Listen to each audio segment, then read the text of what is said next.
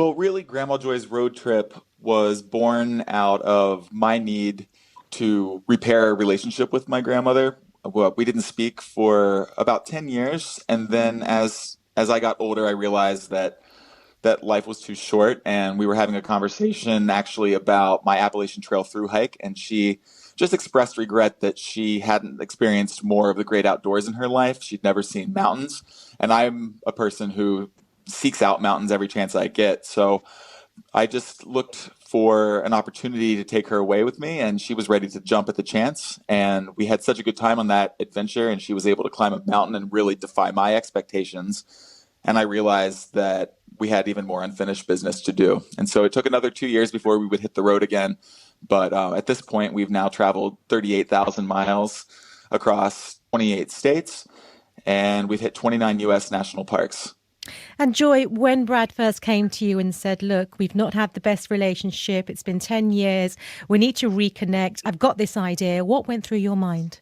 Very glad for that to happen because life's very short, so you need to take advantage of every minute. And where have you been? We've been everywhere. We've been to all the national parks, and we've seen something great at every park, and we've just had a good time.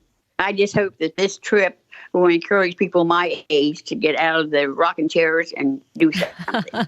Joy, tell me about your upbringing. I know that you're from a very small town in Ohio. What was it like growing up there? Well, it's not a very big town, but we have good schools and we have good friends. And, I'm on a limited income.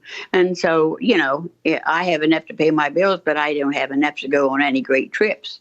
But Brad took care of that. I grew up in the same little town. Luckily, I grew up in an area where there was a large conservation facility that allowed me an opportunity to work with rhinos and big exotic mammals. And I've been able to capitalize on that opportunity. Mm-hmm. And now I'm a veterinarian at the National Zoo. So you've always been connected with nature? We've always been connected with nature. I would say that that's the one thing that really spurred this idea in my mind was just that innate mutual love of nature and the great outdoors. And I've been lucky enough to travel the world and experience a lot of wildlife. And she was kind of limited to the rabbits and the squirrels in her backyard. So this was really important for me to be able to show her grizzly bears and bison and elk and prairie dogs and all of these beautiful wild animals that I knew that she had only been able to appreciate on the television. But not just those animals, but Joy, you mentioned that you've never seen a mountain or an ocean. Describe those moments when you first saw the ocean for the very first time and the mountains as well. It was amazing. You just can't describe the beauty of all the places that we've been. It's just been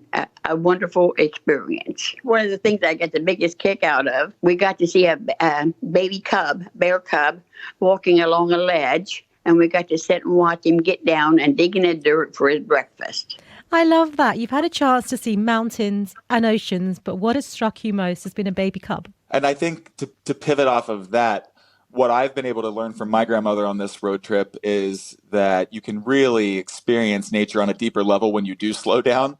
I was always pushing myself to climb the highest mountain as fast as I could, and that's what I thought connecting to nature was really all about. And ultimately, when you have to slow down and walk at a pace that your now almost 90-year-old grandmother can keep up with you, you're able to really appreciate all the colors and the little things that are right in front of your face that I think up until that point I had just been speeding by. You mentioned that you had disconnected for a period of 10 years. And Joy, you must have at least some memories of Brad as a little boy. And here he is taking you around the country. Yes, that's hard to believe. I got pictures of him holding him in my arms, and now there we are, practically holding me in his arms, taking me everywhere. Hardly.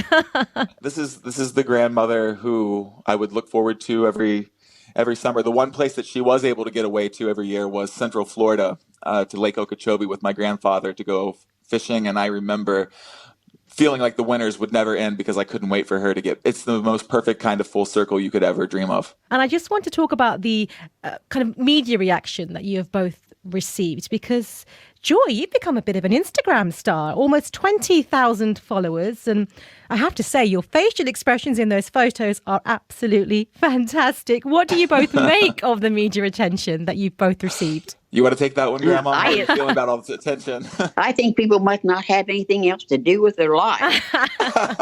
I think she underestimates the uniqueness of what she's doing, because I'm getting thousands and thousands of messages that she hasn't had a chance to read yet. Yeah. But I can tell you that this is changing the way people are communicating with their grandparents around the world. And tell me more about those messages. What have people been saying or asking you? I think people want to know, where we're going to go next. They're anxious to see our next adventure, but they're also making plans to do something like this in their own life. And I always tell people that are expressing regret that their grandparents have already passed that you can do this with anyone you love, and it doesn't have to be national parks. But I think as the years go by, you start to appreciate more and more the people that have been in your corner the whole time. And Brad, can I ask you, what did you learn about Grandma Joy that you didn't know before? Well, one thing that I learned about my Grandma Joy is that she's really fearless. When I set out on this road trip, I envisioned her just looking out the window, smiling, maybe standing at an overlook at a vast landscape. I didn't expect her to jump on a speedboat and roll down a sand dune and walk across a desert with an umbrella over her head in the middle of the summer. She has truly exceeded my expectations on every level. How have I missed these photos on Instagram? Fantastic. And what about you, Joy? What have you learned about Brad? Well, he's very kind, very patient, and he gives me encouragement when I need it and a helping hand when I need it. And I wouldn't trade him for anyone.